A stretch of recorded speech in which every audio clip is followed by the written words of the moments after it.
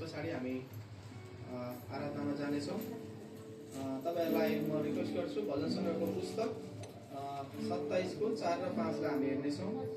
एउटै कुरा म परमप्रभुसँग माग्दछु, मैले खोजेको यही हो कि जीवनभरि म परमप्रभुको भवनमा रहन पाऊँ र उहाँको सुन्दरतालाई हेरिरहन पाऊँ र उहाँको मन्दिरमा उहाँलाई खोज्न सकूँ। 5 पदले भन्दछ, किनकि सङ्कटको दिनमा उहाँले मलाई उहाँको वासस्थानमा सुरक्षित राख्नुहुनेछ, आफ्नो पवित्र वासस्थानमा उहाँले मलाई लुकाइदिनु हुनेछ अनि एउटा चट्टानमाथि उच्च राख्नुहुनेछ। आमेन।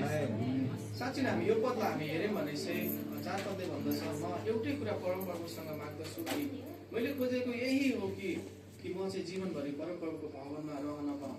आज प्रियहरू, हामी परमेश्वरलाई विश्वास गरेको हामी कतिले 4 वर्ष भयो होला, कतिले 5 वर्ष भयो होला, कोही त जन्मदै प्रभुमा जन्मिनु भएको छ होला। तर यो होइन कि हामी हाम्रो जीवनको मृत्युसम्म अन्तिमसम्म चाहिँ हामी परमेश्वरसँग रहन पाउनु चाहिँ सबैभन्दा असल कुरा हो र उत्तम कुरा हो। आमेन। अनि हामी परमेश्वरलाई विभिन्न भजन अनि कोरसहरू गाउँदै हामी उहाँको नजिकतामा जानेछौँ। त्यति बेला सक्नुहुन्छ तपाईँहरूले आफ्नो शारीरिक आँखाहरू बन्द गर्न सक्नुहुन्छ अनि आफ्नो आत्मिक आँखाबाट हामी परमेश्वरलाई धन्यवाद दिन सक्छौँ। आउनुहोस् हामी 34 नम्बरको कोरस गाउँदै हामी परमेश्वरको नजिकतामा जानेछौँ।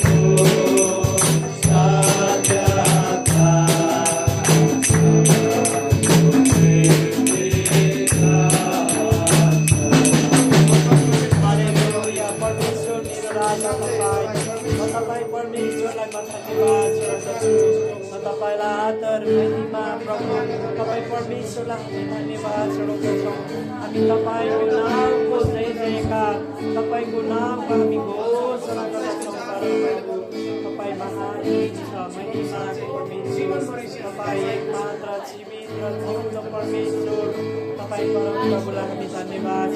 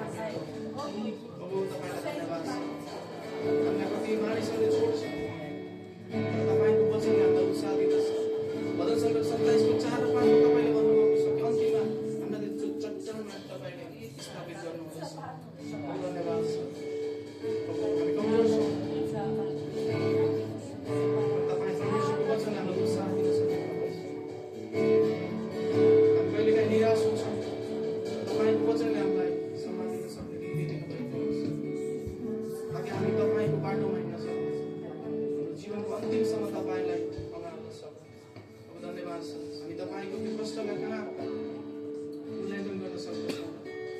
तपाईँले गर्नुभएको त्यो कष्ट र त्यागलाई हामी कसरी कल्पना गर्न सक्दछौँ? आज तपाईँले गर्नुभएको त्याग अनि त्यो बलिदान